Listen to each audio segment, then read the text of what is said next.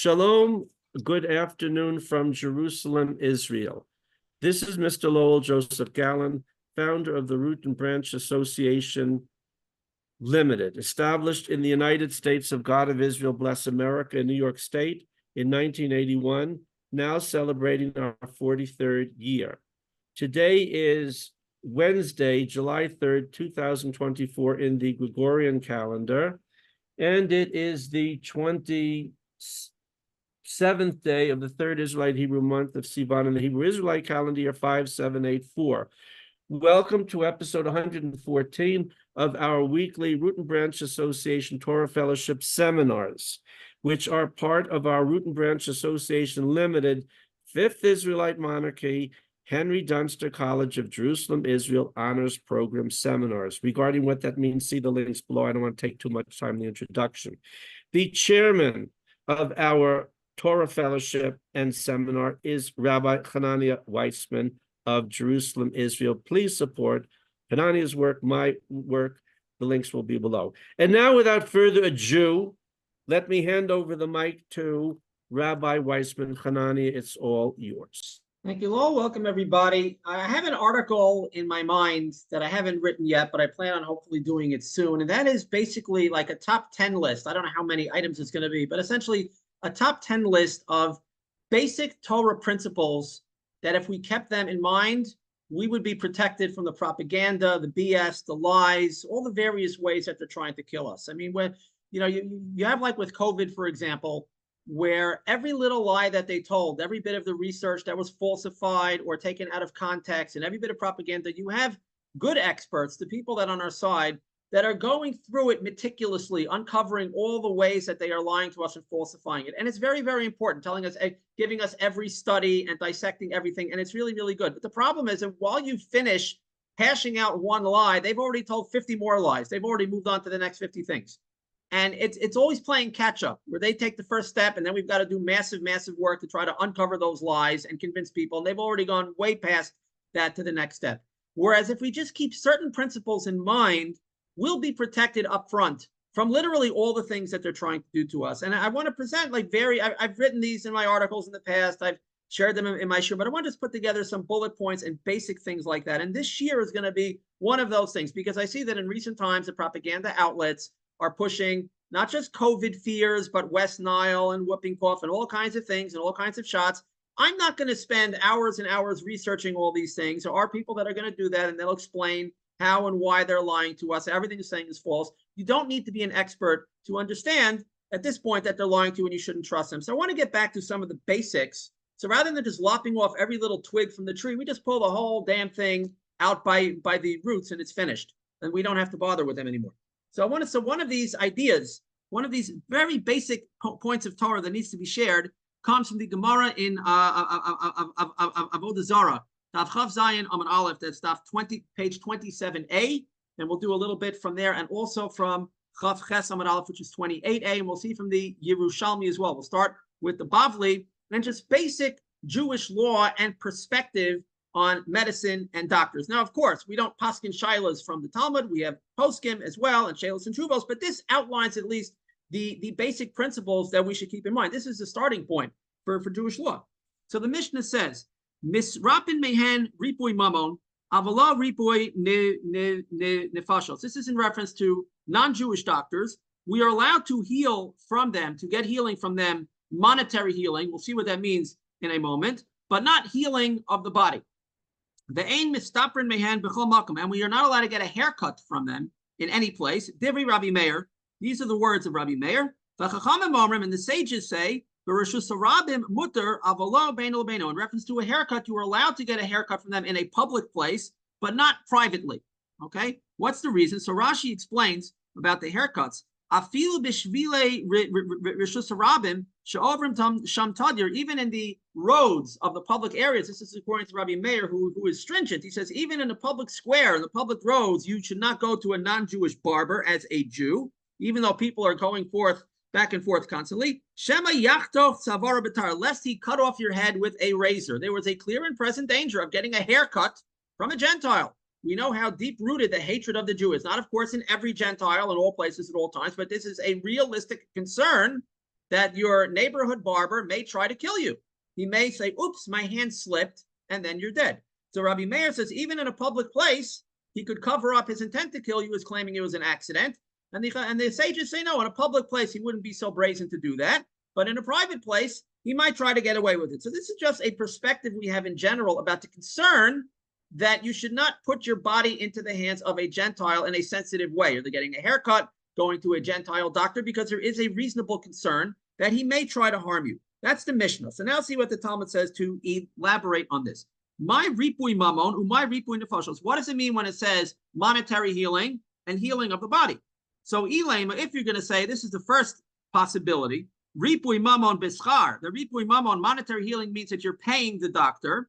Ripui nefashos bechinam, healing your nefesh, your soul, is for free, meaning if you're paying the doctor, then you would be allowed to go, because then he is presumably a professional. This is what he does for a living, right? So he will take the job more seriously, but if he's healing you for free, then he won't take it so seriously. If that were the case, listening, then the Mishnah should have stated it, misrapen mehen bischar avolo bechinam, that you can get healing from a Gentile for a salary, for payment, but not for free. And that's not what the Mishnah says. So that is not what the Mishnah means.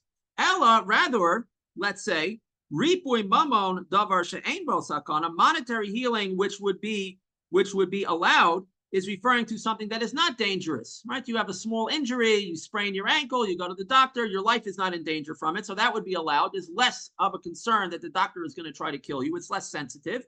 Ripui nefashos davar she'yesh bo sakana. Then ripui nefashos, healing of the body, which would be forbidden, would mean something where your life is in danger from the doctor. If that's what the Mishnah meant, but Rav Yehuda said, Afilu rivda de kusilta lo matzina minayu.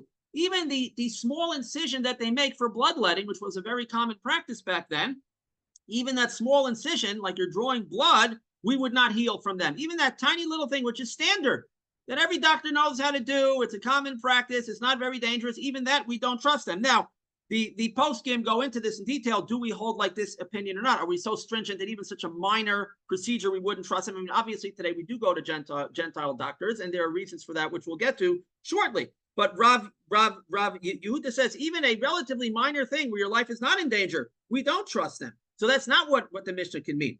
Ella, rather, ripui mamon behemto. This is the final conclusion. What does it mean when it says in the Mishnah that monetary healing is allowed? That is to heal your animal, to take your animal to the vet. That would be permitted, because worst case scenario, he'll kill your animal. Fine, that's the worst case scenario. Ripui nefashos gufe, but ripui nefashos is your own body. You should not submit your body to a Gentile doctor because he may kill you.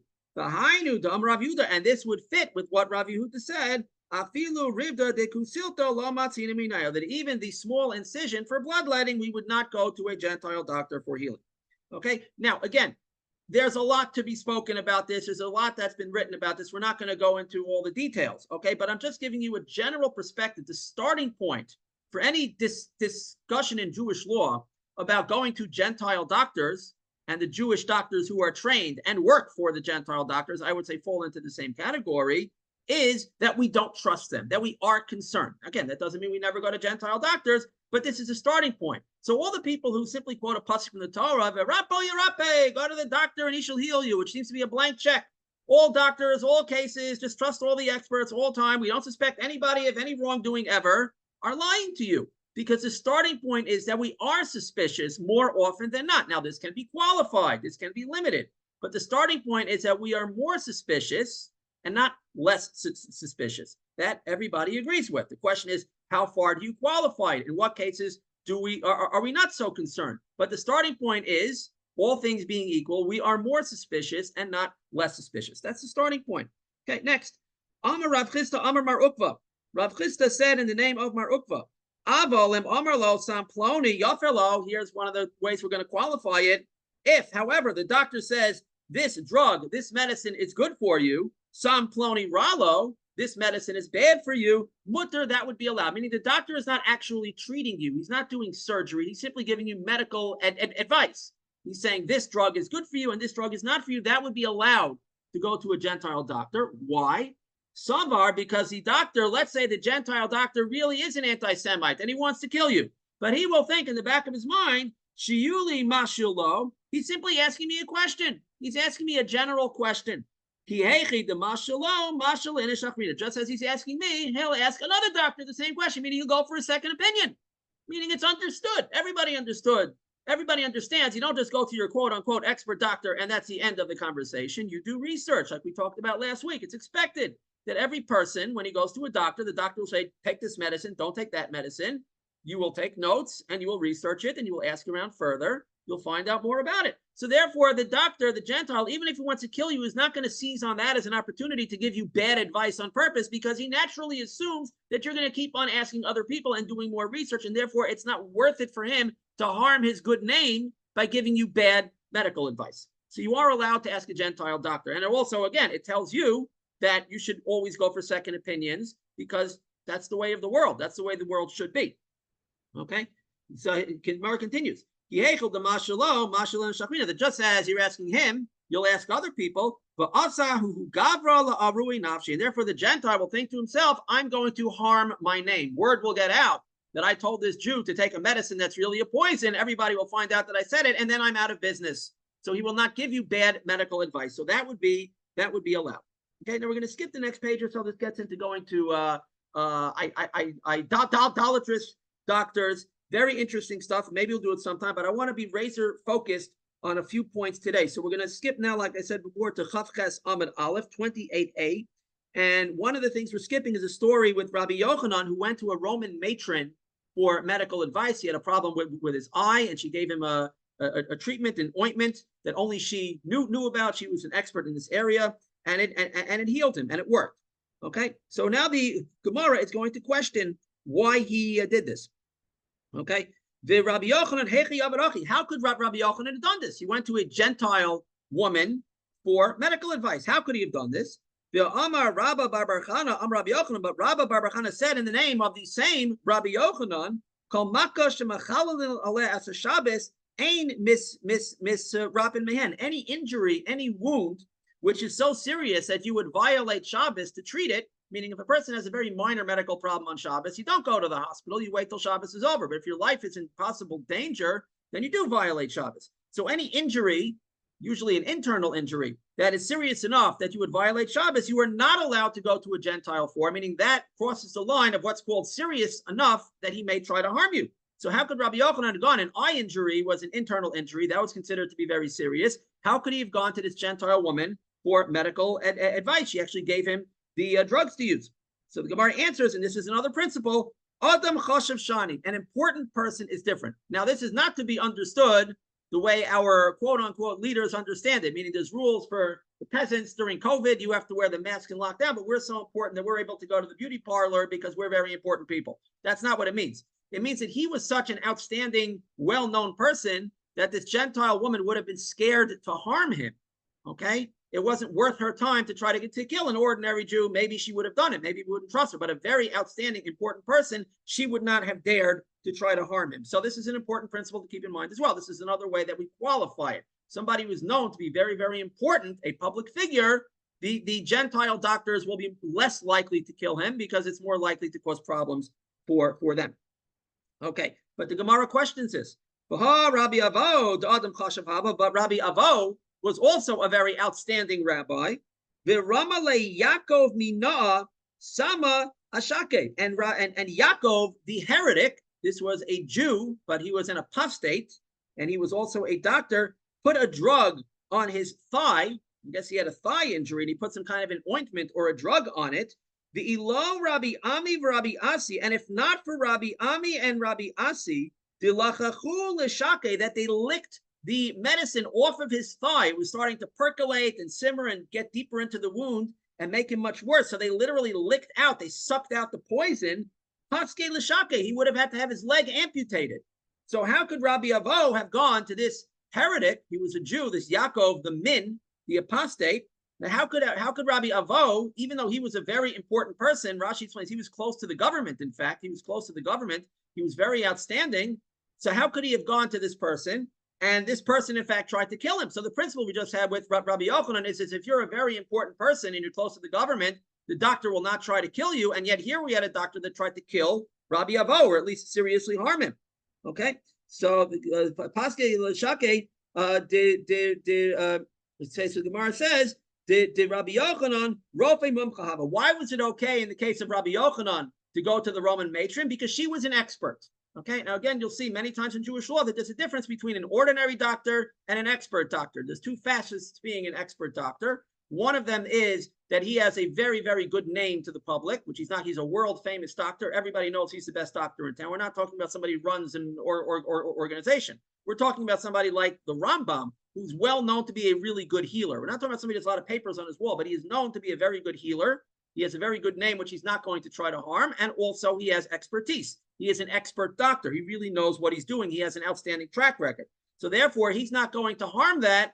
He's not going to lose everything and give up his great name just for killing a rabbi. Okay? So the Gemara says, well, the Rabbi Avo Nami Rafi Mumchava. But in the case of Rabbi Avo, when he went to this Yaakov the Min, the heretic, he was also an expert doctor, and yet he was willing to kill Rabbi Avo. He gave him a poison. So the Gemara answers, and here we have another principle. Shani Rabbi Avo. Rabbi Avo is different. The Mukmi Be Mine bin Avshaya, that the apostates, the heretics, held for themselves, Thomas Nafshi and Plishtim, a pasuk from Shoftim, let my life die with the Plishtim.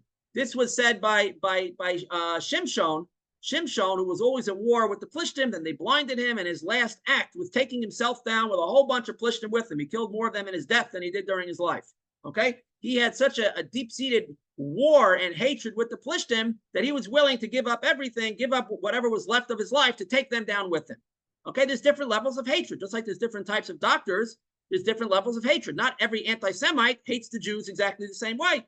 Not all of them are willing to go onto a bus and blow up the bus with themselves on the bus. Some are willing to pay the person to do it, but they're not willing to do it themselves. It's different levels of hatred. Some aren't willing to do anything, but they'll be cheering when it happens. They'll be very happy. There's different levels of hatred. So when it came to Rabbi Avahu, this Yaakov, the heretic, hated him so much that even though this Yaakov, the heretic, was an expert doctor and he would be forfeiting his good name, and even though Rabbi Avo was a very outstanding, well-known person, and he much more likely to get in trouble for having harmed him, the hatred was so deep that it superseded everything. So we see that when there is great hatred, everything else goes out the window. All bets are off. Let's see Rashi over here to explain what was this particular hatred that Yaakov, the Min, had for Rabbi Avahu. He says, Rabbi Avo have a car of Lamachos. Rabbi Avo was close to the government. He was well known by the government. Like he was a liaison between the Jewish people and the government, aside from being one of the most outstanding sages of his time. He gives his sources for this from various Gemaras. That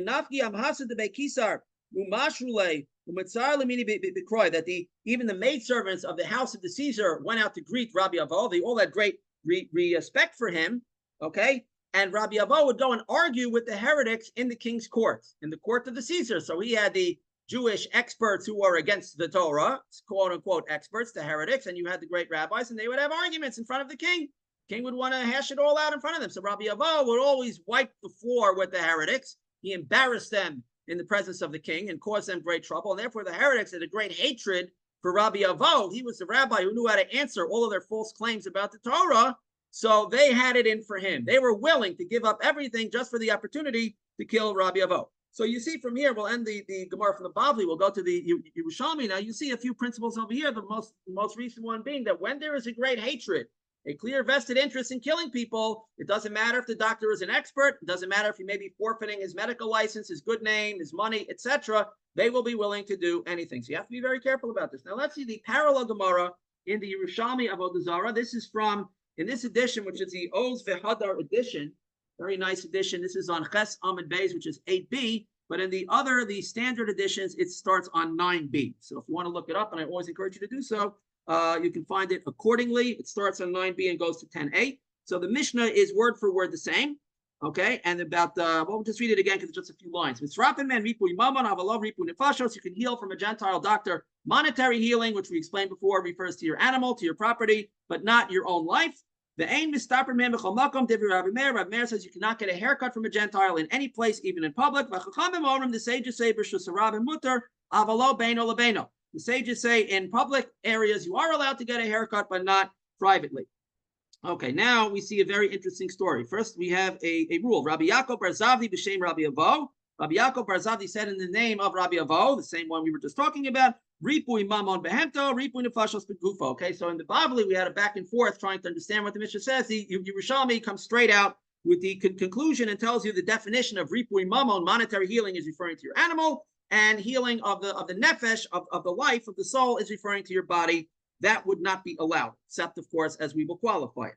Okay, Rabbi Ba b'shem Rav Yehuda. Here we have a new rule that we didn't have in the Bavli. Rabbi Ba said in the name of Rav Yehuda, Im haya nechmam aser. If it was getting inflamed, then it is forbidden. So what is this? What does it mean it's getting inflamed? Okay, so the Pnei Moshe, which is one of the main commentaries on the Yerushalmi, there's no Rashi on the Yerushalmi. He doesn't have a commentary there, but there are other commentaries. One of the main ones being, he does like what Rashi would do. He just tries to explain it in more simple terms. It's called the Pnei Moshe. He says, if a person sees that the injury that he has is getting inflamed from the medicine that the non-Jewish doctor gave him, then it is always forbidden. Meaning, let's say it's a case where it's not a serious injury, and you may be allowed to go to the Gentile doctor. He gives you an ointment, and you put it on, and you see that it's just getting worse. It's getting inflamed. It's getting more serious. Then it is always forbidden to use that treatment. Even from an expert doctor. And you shall no longer use his medical treatments anymore. If you go to the expert doctor, because again, one of the ways we qualify it is that if it's an expert doctor, under some circumstances you are allowed. Today, that's been very, very much widened. I think we need to narrow it to how much we're able to trust the expert doctors. We'll talk about that more later.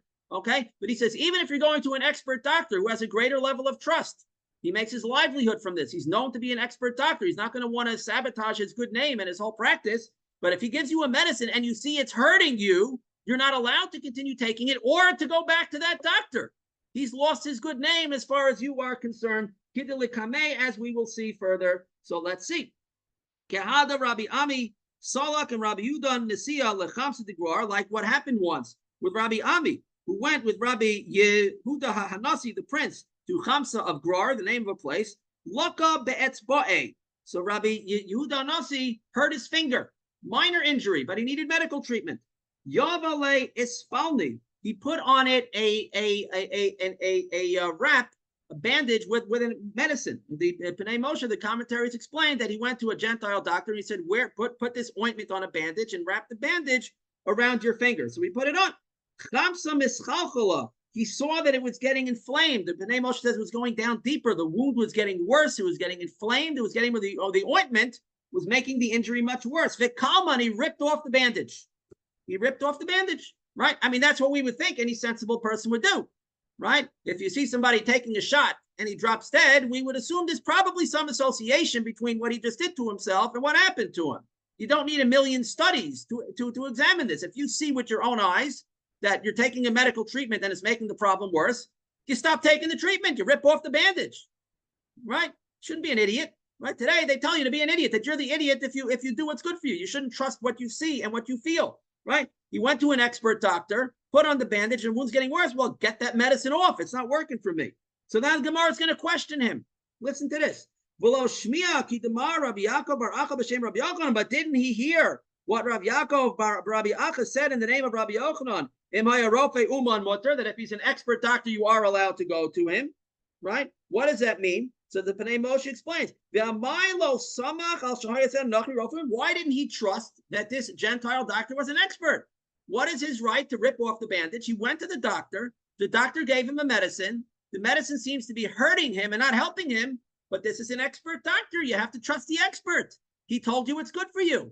You're going to trust your eyes and your body and say, well, I'm diagnosing myself that it's getting worse. What medical school did you go to that you can diagnose yourself and determine that your injury is getting worse and blame it on the medicine? You went to an expert. You got to trust the expert. So the Gemara answers, below Damya, you cannot compare the law of generally trusting an expert to what's happening in this particular case. Come on, I mean, are we talking about, we said go to an expert. Does that mean that you go to an expert to kill you? You go to an expert means that you assume walking in, you're giving him the benefit of the doubt. He probably knows what he's talking about. More likely than not, the expert will know what he's talking about. And more likely than not, he will try to help you and not try to harm you because this is what he does for a living. He's not going to try to put himself out of business just for the sake of harming you. Okay, but that's only when you walk in to get the treatment. Okay, however, here, but when he actually gives you the treatment and it's hurting you, well, that's real life now. Now we don't have to speculate about what he might do. He already did it. It's already hurting you. Whether it was an accident or intentional doesn't matter. The bottom line is you're taking a medicine that's hurting you. Stop taking the medicine. Go to a different expert. Okay, very simple, right? So you have to trust your own eyes. Now, this will apply very easily when we're talking about external things. This was a bandage with an ointment on the exterior part of the body, so we could see right away it's getting inflamed, it's getting worse. What if you're getting an internal treatment, right? We don't know what's going on when we're getting shots in our body. But again, you got to use a little bit of seichel over here. You got to use a little bit of seichel. And we'll see a little bit more about that momentarily. But especially when you're seeing external signs that something is not right for you, you don't do it. You don't do it. And the fact that somebody's an expert doesn't mean anything. Well, he's no longer an expert as far as you are concerned. Let other people be very impressed with his title and the piece of paper on his wall. But as far as you're concerned, he did a bad job. If I hire somebody to do some work in my home, if I hire a plumber to fix my toilet, he could be the best plumber in the world, 5-star ratings everywhere. And the toilet starts overflowing and gets even worse. Okay, I can see that and I can smell it for myself. I'm not going to hire him again. You think he's an expert. You go and read the reviews. He did a great job for you, so you hire him. But I had a bad experience with this guy. I'm not going to hire him anymore, right? That's the way things work when we're thinking normally. So now the Gemara asks a different question. Mahu michol minhon. What about getting your eyes painted by them? They used to put eye drops or ointments in people's eyes also for health reasons. So what about going to a doctor for that? So Rav says, Man de boy mistamya istami. Whoever wants to get blinded can go get blinded. Meaning we don't trust Gentile doctors to go sticking stuff in our eyes. If you want to go blind, then go to one of these guys who'll blind you. Levi said, Man de boy lamamas yamos. Even worse, one who wants to get killed, go get killed. Right? That's again, we're seeing the starting point is an extreme lack of trust in Gentile doctors and even Jewish doctors that are heretics, an extreme lack of trust. Now, if they are a well-known expert, then we will be more likely to trust them. If they have something to lose by killing you, we'll be more likely to trust them. But nevertheless, the starting point is, all things being equal, we have less trust, not more trust, even if somebody's an expert, and especially if we see that their treatment is harming people. Okay, so why did Rav say that it will only blind you, and Levi said it'll kill you, these eye treatments? Rav lo avad eina kochale, because Rav himself did not do this treatment for his eyes. He wasn't so personally experienced with it. Okay, so he didn't know how bad it could be. He figured the worst thing that'll happen is that he'll give you a poison and will blind you. Levi avad eina kochale, but Levi himself did go for these treatments, and he knew that these medicines that they put in the eye were very, very powerful to the extent that they could actually kill you. So they weren't really arguing. It's just Levi had more personal experience with this, and he knew that you go into an eye doctor, he could actually kill you. Okay, now listen to this. Amar Rabbi Ba said, but we see that they taste their own ointments before they give it to you. It's like the Russians are afraid somebody's going to poison them, right? The Russian prime ministers and the emperors back in the day. So they would have the cook, somebody was serving the food, they'd make the server taste the food first because they were afraid somebody would try to assassinate them. So we see that the Gentile eye doctors are tasting their ointments before they give it to somebody. So why should we be afraid that they may try to harm you? They're taking their own shots. They're taking their own medicines. Are they really taking it? I don't know. But at least in this case, they were really doing it. They were tasting the medicine and then giving it to you. So why should you worry about them? So the Gemara says, Neymar kadetava hu tamla, because we say when it was good, when it was a good ointment, then he tastes it. Less hitava he kaima v'saimah. But when it's not a good ointment, then he does a sleight of hand, and then he goes and blinds somebody. Meaning to earn people's trust. You see, I'm tasting the ointment. It's perfectly fine. But then he does a little sleight of hand. He has two kinds of ointments, the good ones and the bad ones. And when he wants to give you the bad one, he'll earn your trust. He'll act like he's tasting it. And then he gives you a different one. He drinks out of this cup of wine, but then he gives you the other cup of wine. You get up, he switches the cups of wine, right? That's how they would do it. So you cannot trust them, even if they try to prove to you the medicine is good, because we always know in the back of our minds, we can't trust these people. Now, again, we're not going for the poskim. Nowadays, they say it's different because the government certifies doctors as somebody watching over them and they have to be held to a certain standard.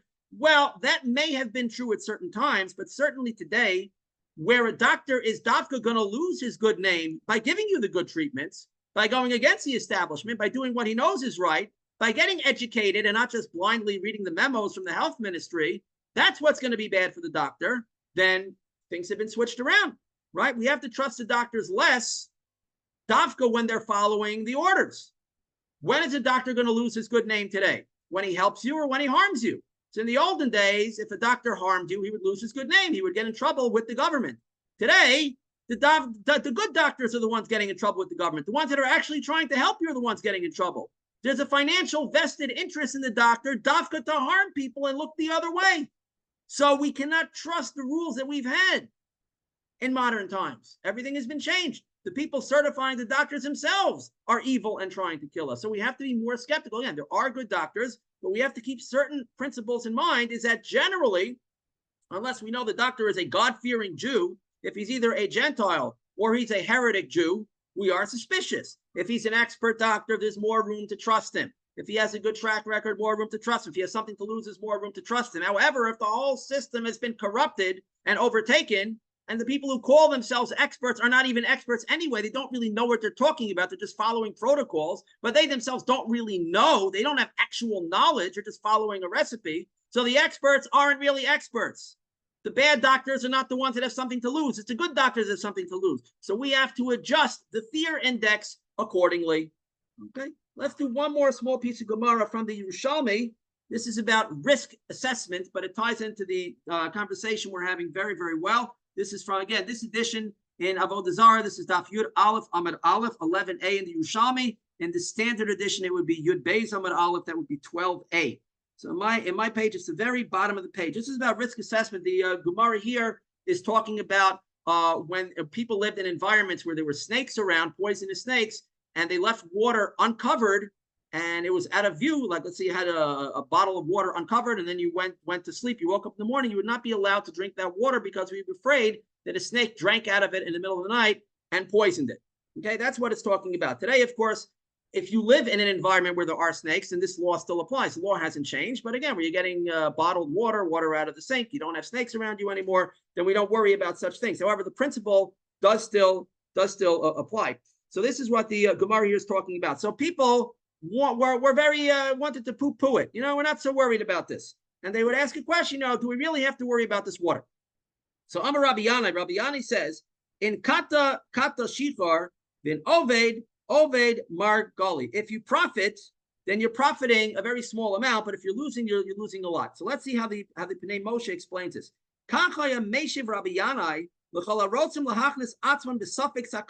So Rabbi Yanai would answer all those who wanted to enter themselves into a possible case of danger. Okay, how much risk should you take? If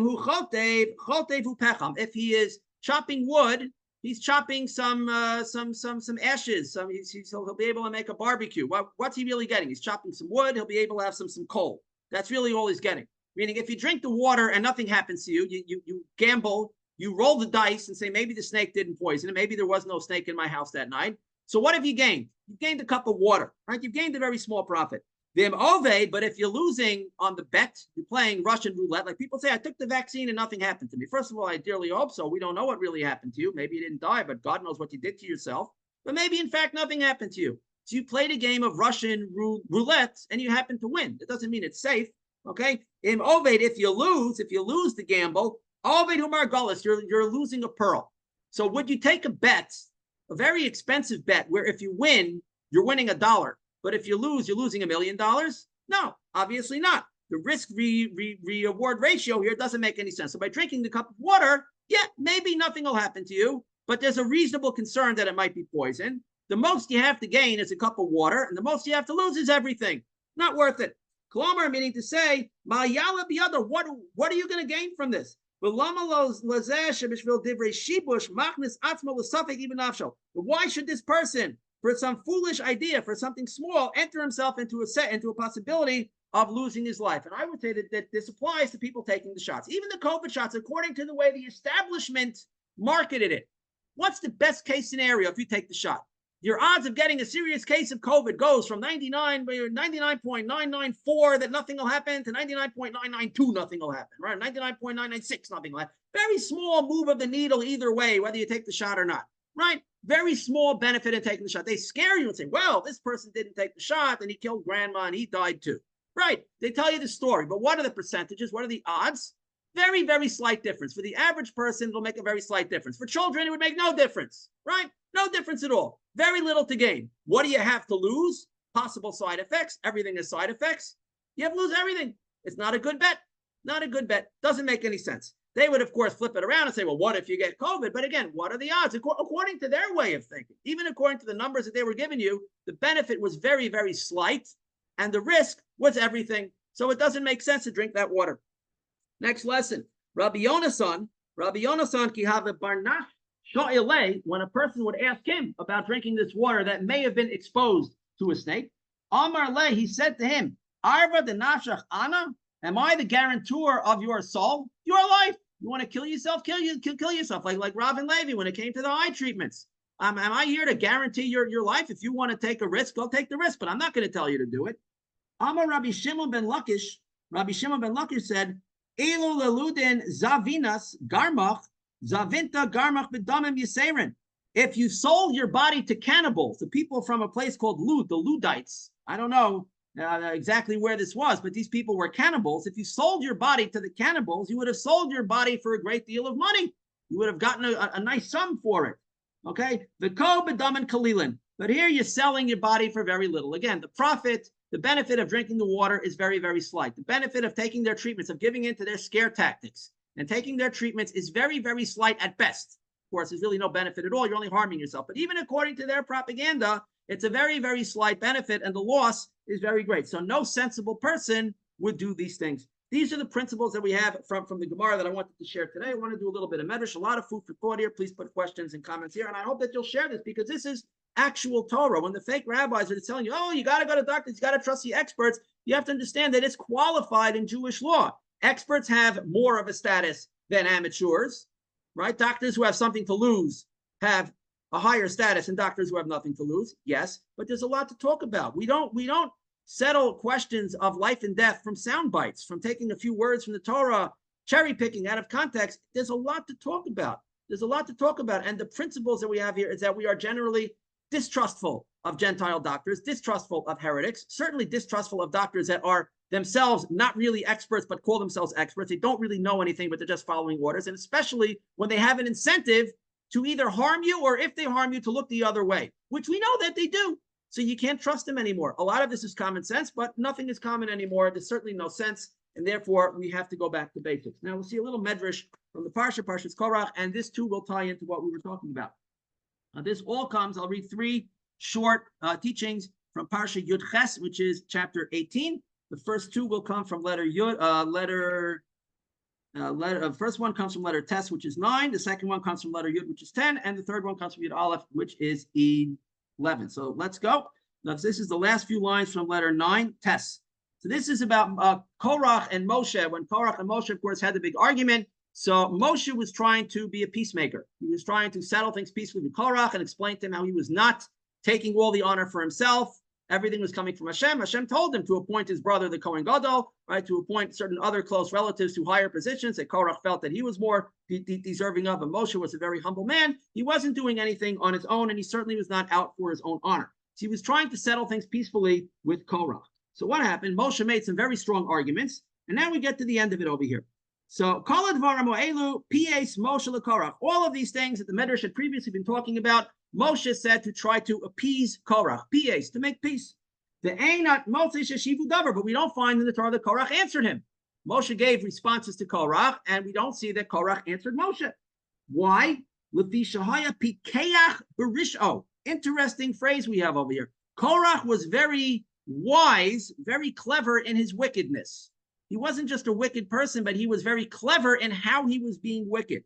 Amar, he said to himself, Emani Mashivo, if I respond to him, if I respond to Moshe, Yodea Anibo, Shu Chacham Gadol, I know that Moshe is a very wise person. He's a great Chacham. I'm not going to be able to outsmart Moshe. If I enter into a public debate with Moshe, he's going to win. But then he will catch me with his words. I know that I cannot defeat Moshe in a debate. In other words, I know deep down that I'm wrong. He's intellectually dishonest. I know deep down that I'm wrong. And if I publicly argue with Moshe, I'm going to lose, and the people will side with him. And I will be forced to settle with him against my will. Everybody will see that Moshe is right, that he has challenges to me that I can't answer, and I will be forced to back down if I engage with him publicly. Mutav shalo ezakek lo. Better for me not to get involved with him. Kisharam, just not to answer him. Kisharam Moshe she'ein bo toelas pirish. When Moshe saw there was no point in trying to engage him, he separated from him. He gave up on Korach. And how much have we seen this today from our adversaries and from the brainwashed victims who also unfortunately become our adversaries? That when we try to share information with them, very powerful information, very compelling information, they either mock us, but when they can't mock us anymore, they just end the conversation. They ignore us. Why? Because they know.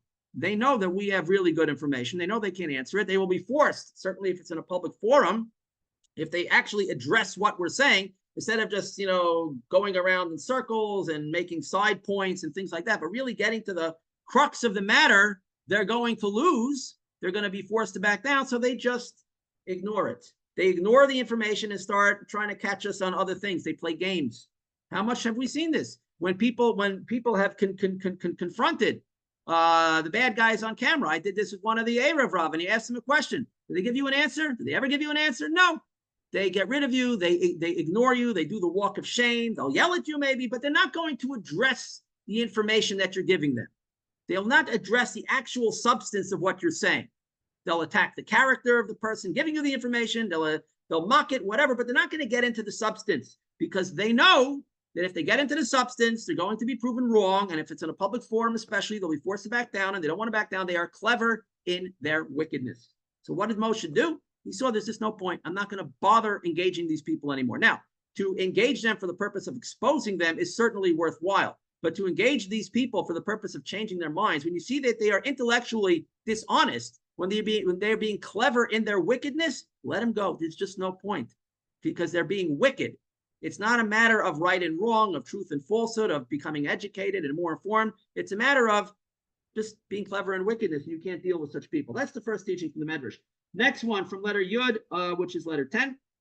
Now Moshe goes to Dasan and Aviram. These were allies from a different tribe, the tribe of Reuben. They were always troublemakers. So here was an opportunity to cause trouble. So they also joined with Korach and his group. And Moshe tried to appease them, to get them to back down also, to make peace with them. So Vayichar LaMoshe. So they basically lashed out at Moshe. They mocked him. They said, you haven't done anything for the Jewish people. You said we're all going to die in the desert. You haven't brought us to Israel. What good are you anyway? You're a failed leader. We don't have to listen to you anymore. Real chutzpah, brazenness, they spoke to Moshe. Vayichar LaMoshe. And Moshe was very upset with their reaction. Lama? Why? Why was Moshe upset? Moshe certainly was greater than that. Why does he care what these two losers have to say to him? Well, why was Moshe so upset? Sha'adam adanim chavero umisvakeach umishivo. If a person is arguing with his fellow and they're debating back and forth, they're giving their arguments, umishivo, and the guy responds to him, I ask you a question, you give me an answer. I give you information, you address the information, and vice versa. That's how things should be done. It's not done with acrimony, but it's done with honesty. I have some interesting information. You have some interesting information. Let's work together to try to get to the truth of the matter, right? Yesh lo nachas ruach. He'll be pleased. He'll be satisfied. It will be a pleasant experience, meaning people say, let's agree to disagree. What does that mean? We shouldn't even bother arguing. Why shouldn't we bother arguing? Arguing is a very healthy thing to do if it's done in a proper way. Open up a book of the Talmud. What do we do? We're arguing all day long. Right? This rabbi argues with that rabbi, but they loved each other. They were colleagues, they were friends, they were brothers. They loved each other because they were arguing over the truth. They were all honest people, sincere, God-fearing people. And you have to argue in order to hash out the truth sometimes. So if you're arguing with somebody and he's arguing with you, but you're doing it and you're striving for the truth and he's responding to you on point and you're doing the same for him, it will be a satisfying experience. But if he doesn't answer you, or he just makes fun of you, but again, he's not getting to the substance of what you're talking about, yesh lo tsa'ar, that will cause a person pain. That causes a person pain. You're trying so hard. You're striving for truth. You're trying to connect with somebody, and they're just ignoring you, or they're mocking you, it causes a person pain. So that even happened to a great man like Moshe, who was greater than Moshe, but he was also human. And he's trying, sincerely. Moshe, of course, a God-fearing man, trying to make peace among the Jewish people, trying to address Dasan and Aviram, come to some understanding with them to settle things, and they're just basically blowing him off. That upset Moshe too. Now, we can use this to our advantage as well. When the bad guys are mocking us, we don't have to answer them. It's okay to let them get the last word. Let them think they win. I don't even think that they feel that they won when you do that. They get ammunition when you respond to them. When they are clearly being dishonest, Just let them get the last word and don't answer. Let it go. They're not worth your time. The more you address them, you're dragging yourself. You're letting them pull you down. You have nothing to gain and everything to lose. They have everything to gain by attack. People try to attack me. If they're doing it sincerely, they have questions. Of course, I answer them. When people are just mocking me, I let them go. Just get rid of them. Why should I waste my time on these people? And then they'll copy and paste it and share with everybody. Look, I made this rabbi look stupid. Why do that? Why give them anything? Why give them any? Give them nothing. Give them nothing. Okay. They do that to us. We can certainly do that to them. If it's not an honest person, if it's not a sincere person, if they're not acting properly, don't give them anything. Let them stew in their own juices that you don't even want to talk to them. Okay. One more medrash. This is from letter Yud Aleph, letter 11. And this is apropos to current events. Not so much in the field of medicine and health, but let's see what it says. Vayomru Amru Lefanav Ribono Shalom. So this is when Hashem said to Moshe and Aaron, "Step back. I've had it with the Jewish people. Once again, I'm just going to wipe them all out. They're rebelling against you now. Step back. I'm just going to wipe them all out." And of course, Moshe and Aaron interceded on behalf of the Jewish people once again and said, "Hashem, please do not destroy the Jewish people." So Amru Lefanav, they said before him, Ribono Shalom, Master of the world, Melech Bas V'Dam Shemarda Alav Medina, a human king, where one of his provinces, or if he's an emperor, one of his countries rebelled against him. The Amda, the Kilalu es Hamelech, Oshluchav, Asaro Eser Mehem. And some of them got up and cursed the king, or the king's messenger, the king's agent. 10 or 20 of these people got up and rebelled against the king and cursed him or cursed his emissary. Mishaleach Sham Legionosav, the king will then send his legions, his army there. The Osebam Andar Lamusia, and he will just he'll wipe them out. Right? What do you do when if you're a king and 10 or 20 people from some city rebels against you? You wipe out the city. Finished. Right? That's what a human king does. He kills the good with the bad. Okay, that's what an ordinary leader would do. We're accustomed as Jews, especially Jews in Israel, that we're supposed to think differently. But this is the normal reaction. When there's a rebellion, when there's a fight, you just wipe out your enemy. Because the king doesn't know who rebelled and who didn't rebel. The king is going to sit and go door to door and investigate which person rebelled and which person didn't. No, they're responsible for each other. They should have put down their own rebellion before he got there. They should have known you don't rebel against the king. And if some troublemakers are starting to do that, the people themselves should have put them down. He's not going to sit and figure out who's on his side and who isn't. He's going to hold the whole town responsible. Collective punishment, they call it, right? So he wipes them all out. So the king doesn't know who is honoring him and who's killing them, and he doesn't care enough to find out. He just wipes them all out. But you, Hashem, you know the thoughts of man, and what his heart and his kidneys are advising him. Because I'll tell us that the thoughts and plans and wisdom come from the kidneys. The Yitzrei Bir Yosecha, and the nature of your creations. You understand and you know who sinned and who didn't sin. Mi marad mi lo marad, who rebelled and who didn't rebel. You know the spirit of each one of them. Therefore they said to Hashem, the God of the spirits of all flesh. That's why they refer to Hashem in this pasuk, Hashem, the God of spirits of all flesh. All right, you know the spirit of each one, so you can pick out the sinners and punish only them. Why should you do collective punishment on the entire Jewish people? Now, were the Jewish people collectively responsible? To a certain extent, yes, they were, because they could have stood up against Korach more forcefully, and they didn't, so they were to a certain extent accountable. Nevertheless, Korach was a very, very, very great man, and he had very great people siding with him, and it's hard to expect the average person to go and stand up against him. If we were there back then, would we have the guts and the courage to do that? Most likely not. Look around today. People talk very big. This should be done, that should be done. But most people, when push comes to shove, are not willing to do anything. They're not willing to stand up to authority, even in a very small way. Even to a very small authority in a very small way, most people are not willing to do it. So it's easy for us to sit here and judge Jews in the desert for not doing more by the golden calf and not doing more by Korach and all other cases. But let's face it, we're probably not any better than them. And if anything, we're probably a lot worse. Okay, so Moshe and Aaron said to Hashem, you know the spirit of all people. You know who sinned and who didn't sin. You don't need to do collective punishment. Just pick out the worst of the sinners and punish them and leave everybody else alone.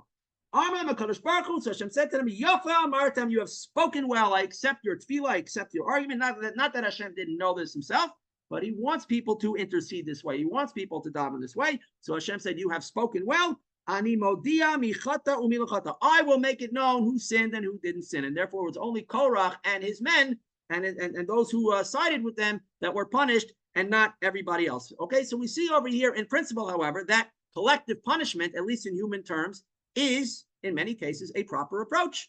If you are the head of a country, if you are, let's say, the head of the Jewish people in Israel, and you are being attacked by an enemy village, you do not have to go door to door finding out who is good and who is bad. Okay? You take them all, you consider them all to be your enemies until proven otherwise. They're guilty until proven innocent. You have to do what you have to do. You certainly do not jeopardize Jewish lives for the sake of harming so-called innocent civilians. That's not the way of the world. That's not the way warfare was ever conducted. Okay? If a village or a city or a country rebels against you or wages war against you, you are at war against that entire country. If a country attacks another country, the entire countries are at war with each other. Now, the soldiers on the ground today, of course, are being sucked into proxy wars, and that's a whole separate story. But I'm saying in general, let's say you have real nations. The Jewish people are a real nation. They're fighting against a different nation. They're at odds with each other, so there is a war between those two nations. And in the meantime, we don't have to sit and try to pick out the one or two innocent people that might be there at our own jeopardy. That's not the way we fight wars. It's certainly not what they're doing with us, and we should not be doing that with them. When you fight a war, you fight to win. You have to put down the enemy, and sometimes you may have to kill the good with the bad. Again, we're not targeting good people on purpose. If we know with certainty that somebody is good, certainly we would rescue them. We have examples of that in the Navi as well. Okay, if we know that in the Haftorah for last week's Parsha by Rachav, she was good, and she and her entire family was saved when the Jews first came to Israel. So we do certainly rescue good people. We certainly don't target good people. But when you're fighting a war, that's not the time to try to figure out a random person if they're on your side or not. You got to do what you got to do, and you have to win the war. Okay, that is the shir for today. I think there's a lot of very important, fun, fundamental lessons here, and I hope you'll share it with people if you agree. I see some long comments from Lowell, which is what we were talking about previously. Okay, so here we have a question. The rabbi is very close to the Roman court, but ethics of our fathers tells us to stay away from government and governmental positions. Should he have visited the Roman court in the first place and debated? Well, he didn't have a choice. He didn't volunteer and say, I'd like the extra salary and the honor of being part of the Roman court. He would have been happy to teach Torah all day. That's what he wanted to do. But they were under the thumb of the Romans, and for their entertainment and their sport, and maybe some of them had a genuine interest, he had to go and debate. Certainly when Judaism is being challenged by the authorities from turncoat Jews, which we still have to this day, these Erev Rav turncoat Jews that are misrepresenting Judaism and the Torah to the rest of the world. So you have to put your hat in the ring sometimes, especially when the government is putting the Jewish people on trial and the Jewish people are subjects of that kingdom. So the greatest rabbi of the time had a responsibility, and he probably didn't even have a choice to go and argue with them. Again, it's not what he wanted to do. He wasn't doing it for fun or for honor, but nevertheless, he did have an association with the government, and in that case, it's okay. He wasn't seeking it out. All right, I see comments here. I don't see any other questions. So, Lowell, I'll give it back to you for any final comments.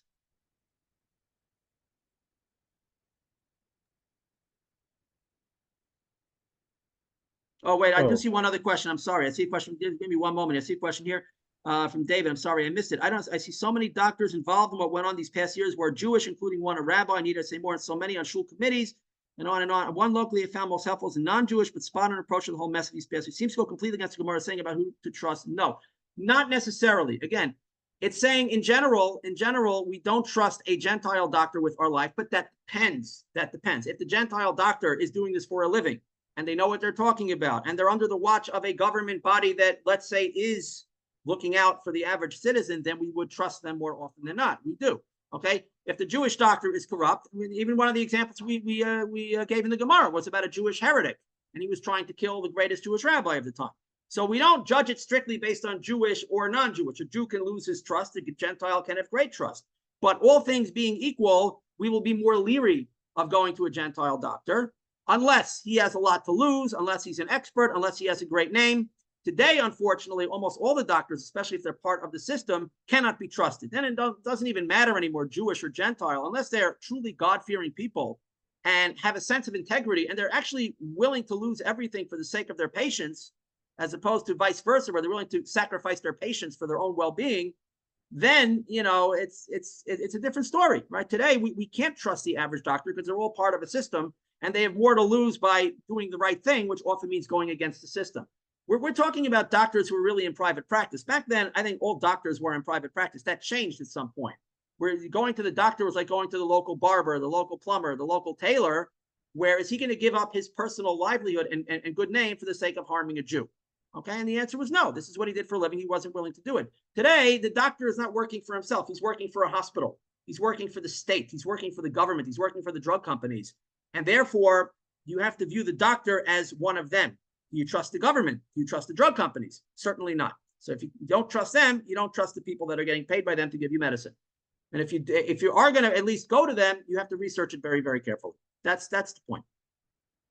Okay, sorry about that, Lowell. Back to you. We thank Rabbi Hanania Weitzman for another illuminating talk. Our regularly scheduled Erev Rav and Amalek seminar, which takes place on the first Thursday of each month, will not take place tomorrow because it was in effect covered by the program we had last week with Dr. Pamela Weibel. A wonderful program. I don't know if you are aware of it. She has a database. She tries on a hotline to help doctors considering suicide from overwork, moral questions, and it's a wonderful thing that she's doing. And that we had last week on Thursday, so that will take the place of the Erev Rav and Amalek for tomorrow.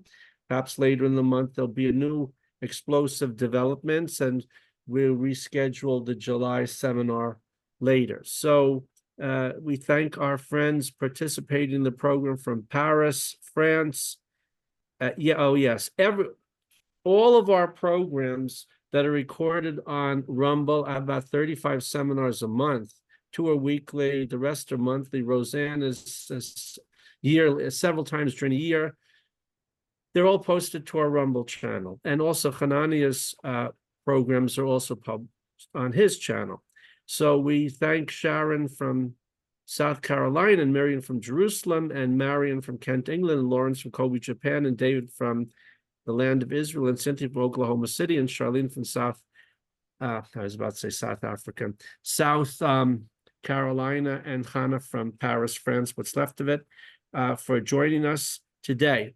So, my own comments. Well, it is self-explanatory what Rabbi Weitzman is saying, that as our sages say, and I don't know where they say it, he will, those who are kind to those who are cruel, in the end, we be cruel to those who are kind. If you don't stop the Nazi party when there's 7 guys meeting at a cafe, a Beit Cafe in Munich in 1919, go stop them in 1941 or 42. When the British, the Americans, the Canadians invaded D-Day in 1944 in June, and they were not at all sure that they would win, and nor was it assured that they would win, that the Landers would be successful. Within the first few days, through their massive, inefficient, and clumsy carpet bombing, the 17,000 French men, women, and children were dead. They were not the targets as they were when we bombed Japan and when we bombed Germany. They were the targets. The French were not the targets. By the time the American, British, and French forces reached the Rhine, it didn't take that long for the Germans to collapse in France. 37,000 French men, women, and children were dead. In one case, with the aerial bombing at night to destroy a bridge in a city, the city was bombed, and in the morning, the city was destroyed and the bridge was still there.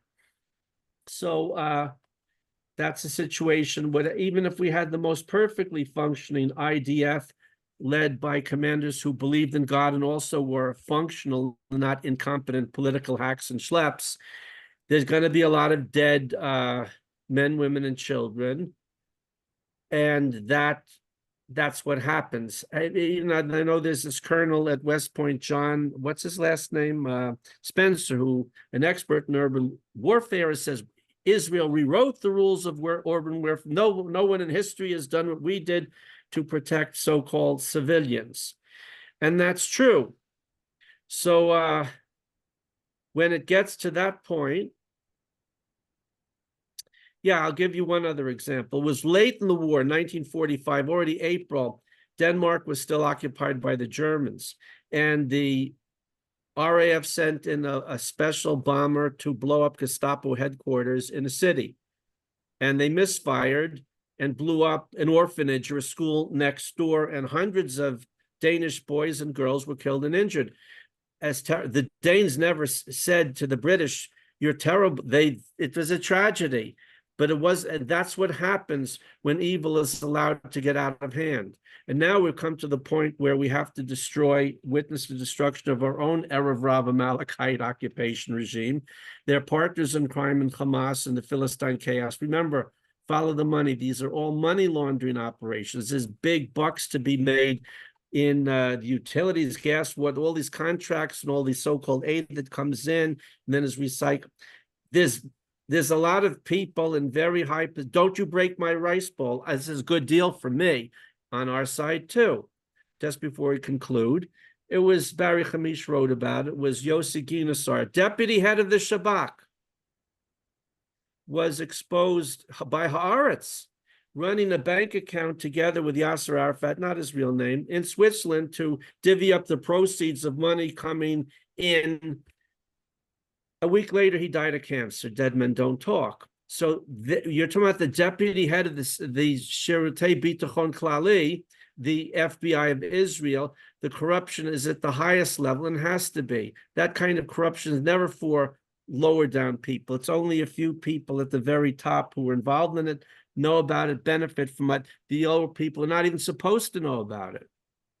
So, yes, what Sharon says. Right. It's very nice what John Spencer said, but in a case like Gaza, the lives of our own soldiers must take precedence over everyone else's lives. You don't, like Hanania writes, don't send in guys to wire a building which is then blown up on them. You just bomb it and destroy it. And our regime, as he said, is very happy to have our best boys killed or crippled. You know who did that in World War I? The Irish regiments in the British Army were sent over the top in the trench warfare first. Why? So they wouldn't be around and cause trouble when they got back to Ireland. They already had in 1916 the Easter Rebellion, and then the Black and Tans with British atrocities against the Irish, which didn't work. And that was intentional. Well, you're dead. You can't go. You're militarily trained. We don't want you to go back and cause trouble. That was also the attitude of the British Army in World War II to the Jewish Brigade. Yeah, okay, Churchill said we have to do this, but we really don't want you going back and causing trouble after the war. So let's kill and cripple as many of them as possible. Anyway, I'm just repeating those are my comments. We're all walking between the bullets. Internal treachery, external treason. France fell in May and June 1940. Holland, Belgium, France. General Charles Hunziker, of German origin, was a traitor. He got killed off in a plane crash a year later. He knew too much. And the real hero, General Charles de Gaulle, who was treated as an enemy by the French establishment, had to run off to London to establish the government. He was a real patriot. So you had the internal traitors there working with the Nazis. Come on in, let's have a fascist Nazi Europe. We'll be glad to be part of it. And the French fascists contributed the Charlemagne division to the SS. A lot of them got killed off in Russia. And the Spanish had the Blue division. Not much has changed. Okay, that's enough for now. So thank you, Rabbi Weitzman. We wish everyone a Shabbat Shalom. We're all walking between the bullets worldwide. And we will see you next week for episode 115 on Wednesday, July 10th. And at a certain point, we'll be switching the times as we pass the summer solstice, so it won't interfere with Mincha and Mari for Rabbi Weitzman. Shalom from Jerusalem and Paris, France, and other places around the world.